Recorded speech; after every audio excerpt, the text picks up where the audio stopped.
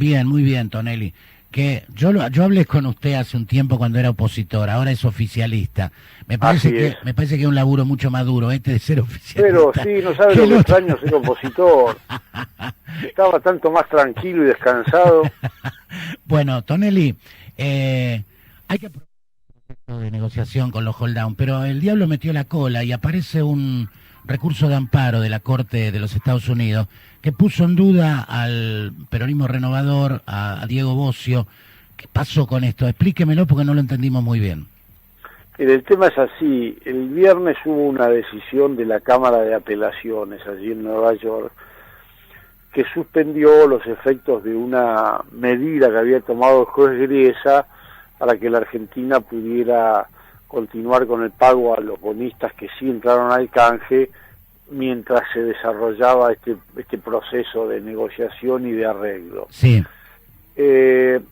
Por lo tanto, la medida desde mi punto de vista no tiene mayor importancia, pero en algunos bloques de la oposición ha generado la duda de qué puede ocurrir si la Argentina paga y después el pago no llega a los destinatarios, etcétera. Pero la respuesta a eso está en el artículo 5 del proyecto de ley que deberíamos tratar mañana, que claramente prevé que después de aprobada la ley, después de emitidos los bonos y recaudados los fondos con los que se va a pagar, el pago solo se va a concretar una vez que haya sido dictada una orden judicial allí en los mismos tribunales de Nueva York, Sí. que implique el levantamiento automático de todas las órdenes de pari passu y todas las medidas cautelares, de manera tal que quede absolutamente claro que la Argentina no solo le puede pagar a los acreedores judiciales, sino también a todos los acreedores. Sí. Eso lo dice expresamente el artículo 5 del proyecto. Sí, porque este tema está judicializado, pero lo que recibimos nosotros con información, Tonelli, es lo siguiente: los que piden el amparo son los que ya habían aceptado el canje, que dice, a mí me hicieron una quita del 70, ahora negocian con esto de otra manera, yo quiero pedir un recurso de amparo para hacer valer mis derechos. Ahora, esos derechos aparentemente habían caído a fin de año por la cláusula Rufo.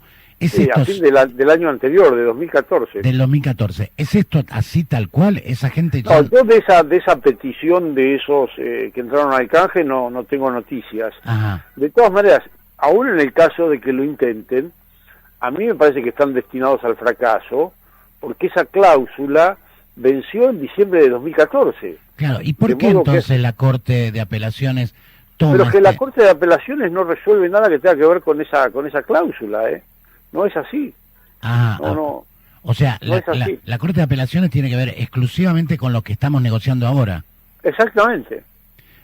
Pero y el tema de fondo no estaba resuelto ya. Ellos pagaban de contado a través de unos bancos y nosotros le debíamos a los bancos. Efectivamente está resuelto en principio el tema de fondo y el acuerdo todavía está vigente. Lo que pasa es que tenemos que cumplirlo, el acuerdo. Esta decisión de la Cámara se vincula con la posibilidad de seguir pagándole a los bonistas que entraron al canje. Recuerden ustedes que el juez Griesa hace ya un tiempo dispuso que la Argentina no le podía pagar a nadie si no le pagaba a los hold down, ¿no es cierto? Tal cual, sí. La Argentina, por lo tanto, dejó de pagarle a quienes habían entrado al canje. Ahora, ante la inminencia del arreglo, la Argentina pidió que se le autorizara a retomar los pagos a quienes habían entrado al canje. Bien. Y el juez Griesa lo autorizó. Y la Cámara de Apelaciones de Nueva York dijo, no, momentito, vamos a esperar a que este arreglo se concrete y se termine. Y recién allí entonces la Argentina le podrá pagar a los holdouts y a los acreedores que entraron al canje. Este es el tema. Ahí me quedó mucho más claro, Pablo. Le agradezco mucho porque acá había alguna preocupación. Una última pregunta, Tonelli, porque acá algunas personas del Frente para la Victoria, que todavía están llorando en los rincones, han publicado que el gobierno de Macri, y concretamente Prat Gay, ha renunciado a la soberanía nacional por cualquier litigio. Pero en realidad, esto no lo hizo Néstor Kirchner.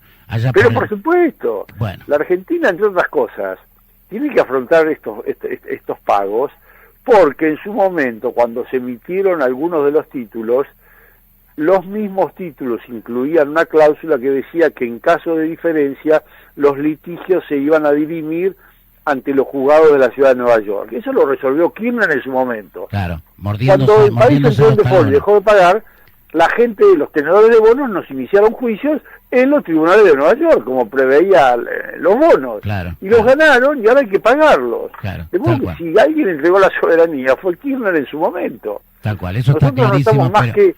Nosotros estamos resolviendo el lío que nos dejó Kirchner. Vio que los periodistas los periodistas convivimos con la duda permanentemente, por eso es que yo quería una palabra lo bien que hacen en tener dudas y en preguntar. Claro, como la suya, porque digo, ¿cómo Pratgay y Macri? No, la renuncia a la soberanía fue allá en el 2000, ayúdeme, 2003, 2004. Pero además no es la primera vez, el país desde hace pilas de años, antes de los Kirchner también ocurría, muchas veces cuando se emiten bonos, se pacta la jurisdicción de Nueva York. ¿Y por qué se pacta la jurisdicción de Nueva York? Porque es una jurisdicción que a los bonistas les da tranquilidad y garantías. Ajá. Entonces eso hace que se reduzca la tasa de interés. Si usted emite bonos con jurisdicción en Argentina, la tasa de interés es del 15%. Si emite bonos con jurisdicción en Nueva York, la tasa de interés es del 7%. Este es un planteo figurado, pero es más o menos la diferencia que implica que la jurisdicción para cualquier litigio sea la Argentina o sea Nueva York. Perfecto. Tonelli, le agradezco mucho este contacto en la mañana, ha sido usted muy claro como siempre, y bueno, recuerde que se metió solo en esto, ¿eh?